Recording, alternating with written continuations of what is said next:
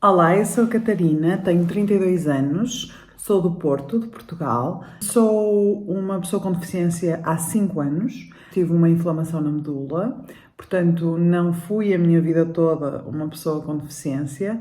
Como a sociedade me vê enquanto pessoa com deficiência de uma forma muito diferente de quando eu andava. Hoje em dia a sociedade, apesar de já estarmos a mudar de alguma forma, me vê como muito dependente, como incapaz, como não produtiva, como uma voz não ativa dentro dela, não é? Dentro da sociedade. O capacitismo é um termo que ainda não está muito divulgado aqui em Portugal. Eu sei que ele vem do inglês ableism e eu tive conhecimento até por amigos no Brasil. A partir do momento que tive conhecimento do capacitismo, para mim foi muito bom porque basicamente definiu muitas das coisas que eu vivo no meu dia-a-dia. O capacitismo pretende definir todo o tipo de discriminação contra a pessoa com deficiência e realmente o capacitismo afeta-me diariamente porque ele está muito enraizado na nossa sociedade, está muito intrínseco e muito internalizado, até em nós próprios, pessoas com e sem deficiência. O capacitismo está nos olhares, está nas atitudes, está na falta de acessibilidade física, digital e atitudinal também. E está na forma como as nossas oportunidades não são iguais às dos outros ou não são equitativas, simplesmente porque somos pessoas com deficiência. Primeiro porque eu vivo diariamente, mas não tinha propriamente um nome para ele, não é? A partir do momento que descobri o nome por amigos no Brasil, comecei a pesquisar, comecei a estudar sobre e percebi que havia um nome para o que eu vivo. É ter a consciência da realidade, de como a sociedade me vê, mais uma vez. Não sou adepta do vitimismo, sou adepta do movimento e do gerar movimento. E por isso é que faço o meu trabalho e por isso é que falo sobre o capacitismo e o exponho, porque acredito que só assim é que o podemos desconstruir. Várias coisas fazem o capacitismo perigoso, mas o que eu penso que mais perigoso faz o capacitismo é o capacitismo que é velado de ajuda e de elogio. É um capacitismo que se disfarça de coisas boas, ok? Mas que não são. Quando me oferecem ajuda e eu digo que não e as pessoas me ajudam, as pessoas acham que me estão a ajudar, mas estão a ser capacitistas. Quando as pessoas me dizem que nem repararam na minha cadeira e que eu sou muito bonita independentemente da cadeira, as pessoas acham que me estão a elogiar e estão-me a discriminar, ok? Porque eu sou bonita com ou sem a cadeira ou feia com ou sem a cadeira. Portanto, aí, para mim, é onde o capacitismo se torna mais perigoso. Afetar psicologicamente, não posso dizer que me afete, principalmente porque tenho uma grande rede de apoio à minha volta, ok? Tenho uma vida confortável, tenho trabalho e acho que isso conta 99%. Mas, no dia-a-dia, há pequenas coisas que afetam, obviamente, e afetam aquele meu momento. Mas rapidamente eu tento canalizar as situações que me afetam para o meu trabalho. Acontece uma situação que me afeta e eu penso em falar dela. E isso é uma forma de a externalizar, de a colocar no mundo, de que as pessoas percebam que ela acontece e também de me ajudar a mim própria a lidar com ela.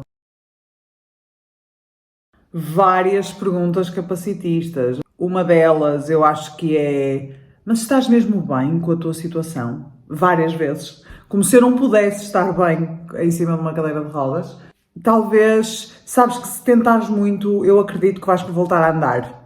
Ou seja, o focar a minha vida toda numa cura, ok? Sendo que não é isso que eu procuro. Portanto, acho que esta ideia transmitida em perguntas de que a minha vida só pode ser miserável, ou então, sabes que eu hoje estava muito preguiçosa, mas depois pensei em ti e pensei, vou-me fazer à vida, vou viver, porque a tua vida deve ser miserável. As pessoas não dizem isso, mas é isso que querem dizer.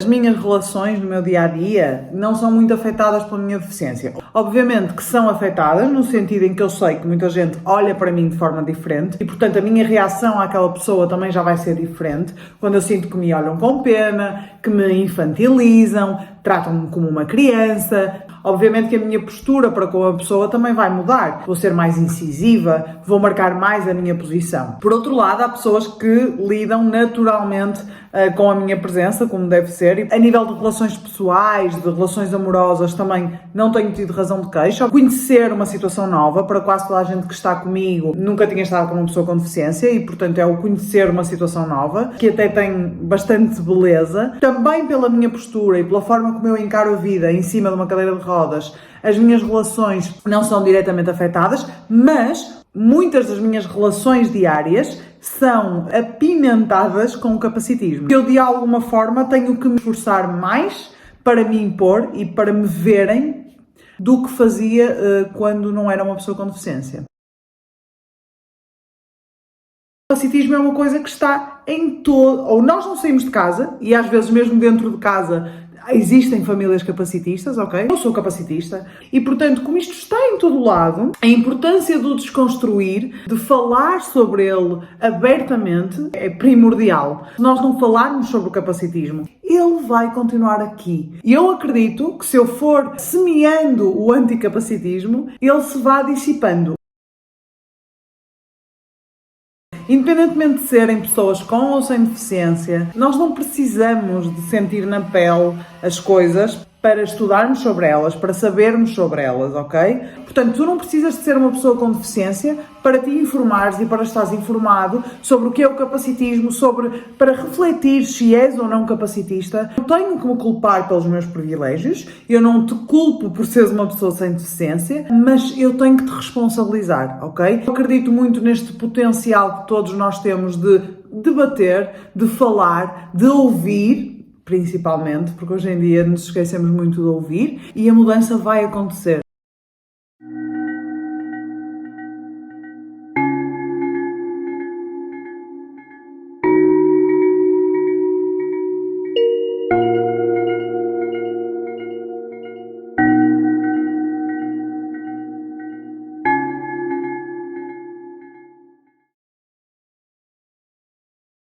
Acho que depende, né? Eu não tô muito dentro do estereótipo do que as pessoas acham que é um transtorno mental. Muita gente me diz que não acha que eu tenho um transtorno mental, ou o fato de eu trabalhar como jornalista, apresentando um programa. Nesse momento da minha vida, a sociedade pode não levar em conta que eu tenho essa vulnerabilidade, não levar em conta que, por ser uma condição invisível, que isso não me afeta e que isso não traz dificuldades na minha vida. Como exatamente a sociedade me vê, o que estereótipo ela tem de mim, de acordo com o que está exposto de mim, né? E quanto mais exposta está a minha vulnerabilidade mental, pior vai ser a visão das pessoas sobre mim. Psicofobia, o que mais faz sentido para mim é pensar na aversão, no medo. Pessoas com transtornos mentais são vistas pela sociedade como perigosas, mau caráter, né? Basta a gente ver em que contextos os transtornos mentais surgem, sempre para ofender o outro, né? Como adjetivos muito negativos. Eu sou uma pessoa com muita sorte de ter suporte social, um emprego que não me exclui por ter transtorno mental, mas isso não é realidade na maioria das pessoas. As consequências da psicofobia são muitas em vários níveis, e a gente precisa pensar nela de uma forma mais estrutural. Foi quando eu tive um surto psicótico e eu fui para a emergência de um hospital público aqui de São Paulo.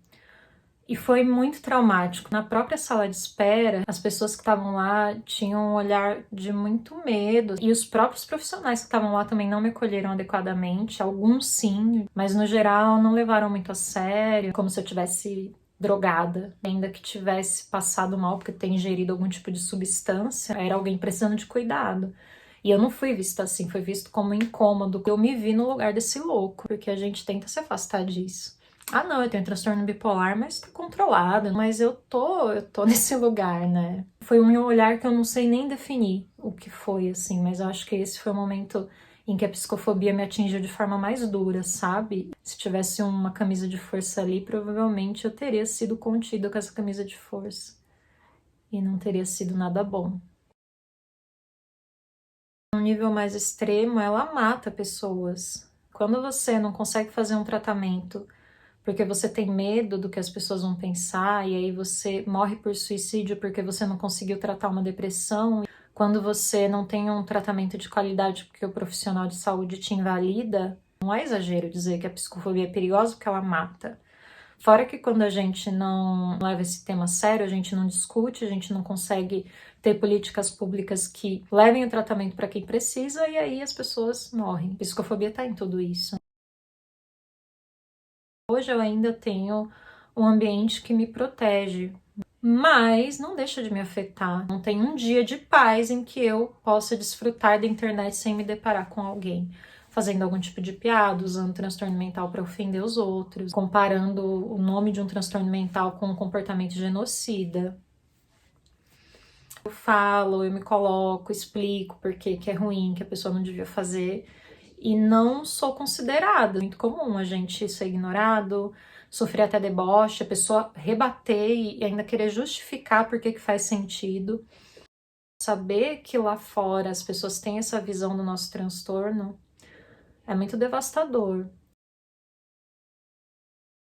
Eu tenho transtorno bipolar e transtorno de déficit de atenção e hiperatividade, TDAH. Muitas vezes tinha dificuldade de me colocar, de me envolver socialmente. Sofri bullying pesado desde muito cedo, de apanhar na escola com 6 anos. Hoje, eu sei administrar melhor, então eu sei como essas coisas me afetam, mas são muitas dificuldades, assim. Acho que o transtorno bipolar, como as crises estão controladas, fica um pouco mais fácil. Mas o TDAH, que não é algo que vai embora, tá sempre comigo, então é muito difícil fazer as minhas tarefas, né? Não conseguir me concentrar na fala das pessoas, cria uma série de conflitos. Você não liga pra mim, você não prestou atenção no que eu falei, você só lembra do que é do seu interesse. Isso é muito pouco dito, mas a gente precisa de uma mobilização social. Muitos problemas que a gente tem não vêm do nosso transtorno, mas vêm sim da sociedade, do preconceito das pessoas e do quanto elas dificultam o acesso a coisas que vão nos beneficiar. Voltando para o trabalho, eu ainda estava me recuperando, então tinha muita crise de choro, né? Muitas vezes eu precisava voltar para casa porque ficava mal. E aí o colega vira para mim e fala: você precisa controlar melhor as suas emoções. Como se fosse muito fácil. Aquilo me machucou tanto, me deixou tão envergonhada. Se eu pudesse, eu não demonstraria aquilo no ambiente de trabalho. Mas estava muito além de mim. Isso diretamente para mim, né? Agora, de uma forma geral, entra na internet que você vai ver. Esses comentários estão o tempo todo, são tão banais e ninguém nem percebe a gravidade deles. Enviei para camisa de força, tem que internar essa pessoa, tem que dar eletrochoque. Tudo isso legitima violências terríveis que foram cometidas e ainda são cometidas com pessoas com transtornos mentais. Eu não espero que todo mundo dê conta de estar do lado de alguém com transtorno mental, porque é difícil, sim. A questão é ter a tal da empatia, ter uma disposição para ouvir o que a pessoa fala e devolver para aquela pessoa acolhimento, entender que o meu sofrimento é real, é válido. A sua crítica política não precisa de ofensas psicofóbicas para serem fortes. Psicofobia é uma luta de todo mundo, sim, porque tem muita gente sofrendo. Autista, sou mãe de um garoto autista, sou professora da Rede Estadual de São Paulo, sou intérprete de Libras, sou mãe, uma mulher negra, ativista, militante do movimento negro e tudo isso. A minha história, basicamente, com o autismo, começa com o meu filho. Eu comecei a olhar e falar, nossa, eu não sou tão diferente assim dele. Com 25 anos, eu descobri que eu era autista, comecei a me entender primeiramente como autista. Se você tem uma deficiência invisível, o olhar do médico para você é muito diferente. Eu fui para a neuro olhou para mim, não, você não é autista, você, sei lá, você é casada, e quem é casado não é autista, não faz o menor sentido casado ser autista e ser casado. Então a sociedade olha de uma maneira para as pessoas negras autistas de uma maneira muito estereotipada e racista. Eu não sei em que momento eu sofri psicofobia, porque eu sou muito bem resolvida com a questão do autocuidado e também vai um pouco da percepção do autismo. Eu não percebo muito bem, né? Mas quando eu falava que eu tinha ansiedade e depressão, automaticamente o povo associava isso a uma falta de controle de si. Como se fosse possível a gente ter controle num país pandêmico de 2021 e antes de ser pandêmico, um país constantemente em crise. É muito surreal essa ideia de que a gente tem que se autocontrolar. O capacitismo, eu sempre sofri capacitismo. Eu percebo que isso é atribuído a que eu sou uma má mãe por ser uma boa ativista. Então, como eu sou uma boa ativista, como eu falo muito bem, às vezes eu não sou uma boa mãe. E aí isso pega dentro de mim, porque isso é capacitismo. Porque aí a mãe padrão é uma mãe sem deficiência, é uma mãe que dá conta de tudo, é uma mãe que está sobrecarregada, é uma mãe... E que eu não vou alcançar esse padrão dessa mãe. A sociedade não cria maneiras acessíveis para que eu acesse a sociedade. Não é sobre essa loucura meritocrática de que você tem que ser aquele perfeito. É sobre eu não conseguir chegar naquele espaço. Eu sou autista, então eu não sei que eu sou alvo desses preconceitos. Tem situações que eu vou me tocar que a pessoa foi capacitista, racista comigo, dali 1 ano, 2 anos, 3 anos, 7 anos já aconteceu. Você não tem nem o direito de responder porque você não percebeu que você precisava responder alguma coisa. E quando você vem com a psicofobia e o capacitismo, ele impõe que existe um padrão e que se você não chegar nesse padrão, se você não se controlar e chegar nesse padrão, você com certeza não merece existir. Então, para mim, ele é perigoso porque ele é um passo a mais, cada dia mais, com cada palavrinha, com cada atitudezinha que você manda pessoas neurodivergentes para a morte. Chega uma hora que fica insustentável, insuportável você viver dentro de um corpo, de uma cabeça que não conversa com o mundo lá fora. Vai tomar seu remédio. Maluca, desequilibrada, agressiva. Nossa, mas educada eu ouço demais. Dos piores, é violenta, louca e egoísta. São estruturas de dominação e precisam ser questionadas, porque estão retirando direitos básicos de nós, pessoas.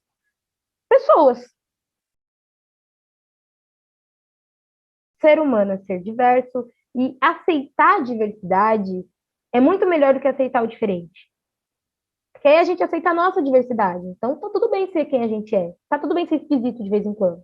E tá tudo bem o outro ser esquisito sempre. Não gosto do que é diferente, eu gosto do que é diverso.